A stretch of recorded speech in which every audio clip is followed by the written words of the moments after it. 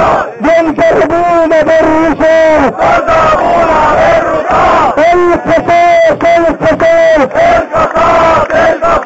ضرب اخويا بالرصاص القصاص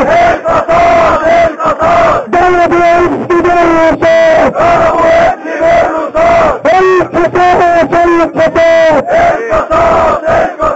ضرب ابني بالرصاص المحاكمة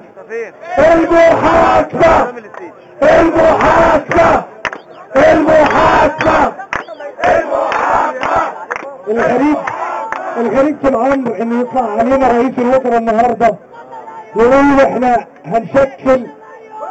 انا كلمت رئيس محكمة الاستئناف عشان ده مهم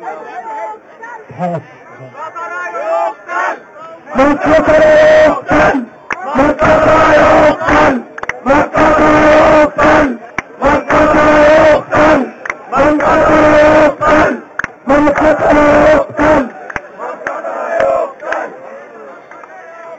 رئيس الوزراء طلع النهارده في البيان بتاعه بيقول ان انا كلمت رئيس محكمة الاستئناف عشان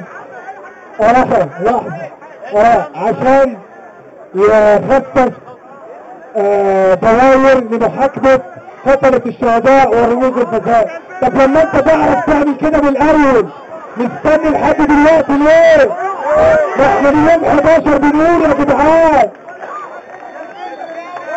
يقول لك شكلنا لجنة للعدالة الاجتماعية. طب لما انت تعرف تعمل كده من الاول مستني لحد النهارده ليه؟ لازم ننزل المبين نقول الشرف يريد اسقاط النظام. الشعب يريد اسقاط النظام.